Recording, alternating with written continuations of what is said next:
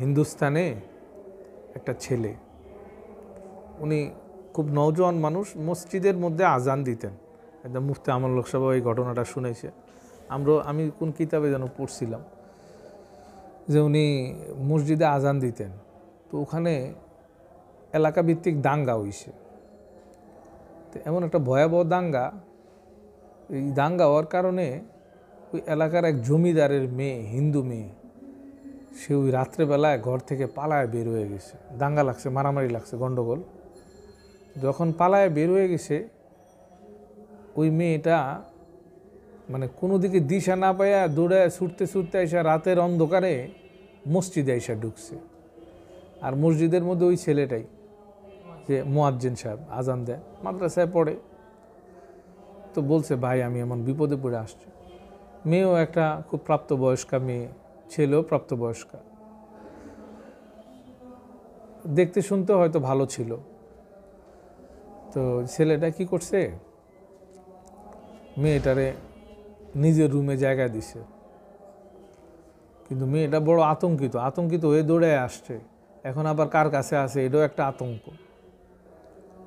তো মেয়েটা মানে সারা রাত্রে আতঙ্কের মধ্যে কাটাইতেছে, কিন্তু যিনি উনাকে জায়গা দিছে উনারে দেখতেছে না, উনি কই আসে।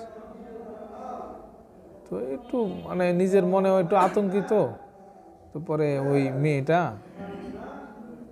দরজা খুইলা বাইরে দেখতেছে, হ্যারিকেন আছে না, হ্যারিকেন জ্বালায় যায়।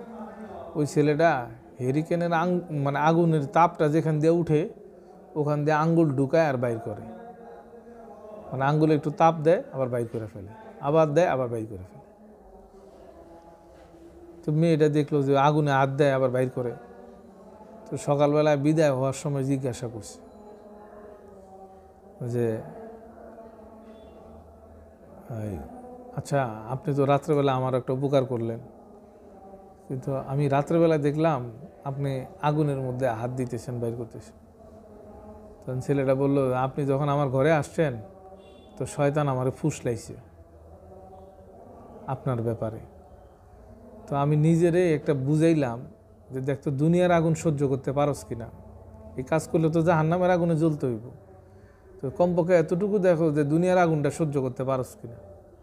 তো আমি নিজেরে এইভাবে নিয়ন্ত্রণ করছি। ওই মেয়ে তাকে কিছু বলে নাই। মেয়ে, ওনার জমিদাররা তো ওনাদের মেয়ে খুঁজতেছে, তো মেয়ের খুঁজা পাইছে। কিছুদিন পরে মেয়ের বিয়ের আলোচনা আসছে। মেয়ে বলছে যে না, আমি যেন তেন লোকের কাছে বিয়া বসবো না। জমিদারের মেয়ে তো জমিদারের বাড়ি থেকে প্রস্তাব আসছে। তো মেয়ে কইতেছে, আমারে বিয়ে দিলে ওই ছেলের সাথে বিয়ে দেন। পরে কি হয়েছে ঘটনা জিজ্ঞাসা করছে। ঘটনা জিজ্ঞাসা করার পরে ওই মেয়ের বাবা ছেলের কাছে আসছে, আইসা দেখে সে একজন মুসলমান, মসজিদে আজান দেয়। তো তার সাথে কথাবার্তা বলছে, এই বিষয়টা আলোচনা করছে। দেখেন আপনি অন্য ধর্মের, আমি অন্য ধর্মে, কিন্তু ছেলের এই আলোচনা, এই লোকের মেয়ের ইজ্জতের হেফাজত, ছেলের চরিত্র, এই সব কিছু ওই লোকটাকে এতটাই প্রভাবিত করছে, ওই লোকটা ওনার পরিবার সহ, ওনার মেয়ে সহকারে সপরিবারে মুসলমান হয়েছে এবং ওই মেয়েকেই ছেলের কাছে বিয়ে দিয়েছে।